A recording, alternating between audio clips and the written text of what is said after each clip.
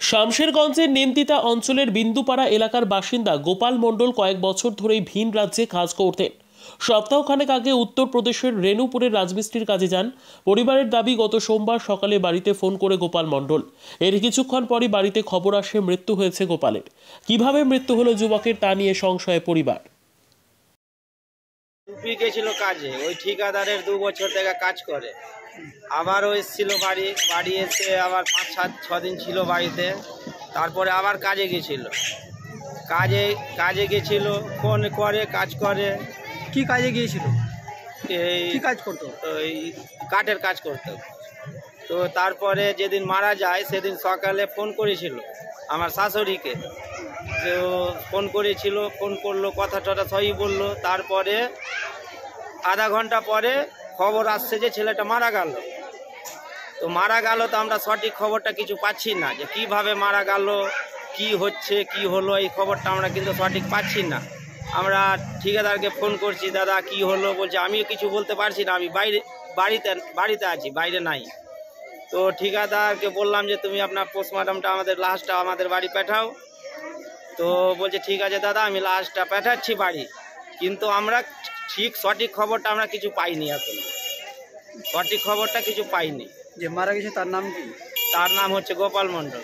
তার বাড়ি কোথায়? তার বাড়ি হচ্ছে ধুসরি। কাজ করে কাঠে।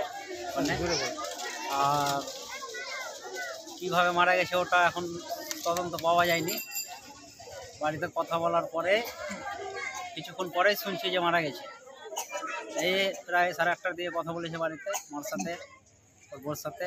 আর এই 9টার দিকে শুনছি যে মারা গেছে, 5 তারিখ সকালে। বলেছিল যেটা ফ্যামিলির সম্বন্ধে বাড়িতে কথা হয়, মার সাথে, ছেলের সাথে, পরিবারের সাথে কথা বলেছিল। দেখেন, গত কয়েকদিন আগে মানে ফরাক্কাতেও একই ঘটনা ঘটেছে।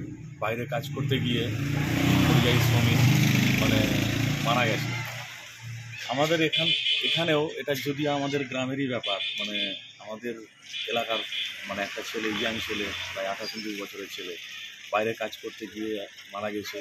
এর এখনও পর্যন্ত মানে সঠিকভাবে, যে একদিকে তো কাজের অভাব, আমাদের রাজ্যে কাজ নাই। আজকে যে রাজ্য সরকার যে পরিস্থিতি মানে তৈরি হয়েছে, এর জন্য আমাদের রাজ্য সরকারই দায়ী। যে বাইরে কাজ করতে যাচ্ছে, অকালে ছেলেদের প্রাণ চলে যাচ্ছে। প্রাণটা কিভাবে গেল বলার নাই, কিন্তু অকালে মানে একটা যুবক ছেলের অকালে প্রাণ চলে গেল শুধু বাইরে কাজ করতে যাওয়ার জন্য। তা আমরা বাইরে কাজ করতে যেতে কেন দিব? আমাদের রাজ্যে কাজের অভাবেই কিন্তু যাচ্ছে আজকে। এর জন্য কিন্তু সত্যি বলছি, এর মানে ভাষা নেই। আজকে দুঃখের বিষয় যে আমরা এমন একটি রাজ্যে বাস করছি যে সেখানে আমাদের মানে কর্মসংস্থানের অভাব আছে। তাতে বাইরে ইউপি কাজ করতে যেতে হচ্ছে, মহারাষ্ট্র যেতে হচ্ছে, সমস্ত বিজেপি শাসিত রাজ্যে কাজ করতে যেতে হচ্ছে আজকে কাজের অভাবে, আজকে এই তৃণমূলের মানে রাজ্যে। তো এই ঘটনাটা আমি বলবো যে এটা ঘটনাটা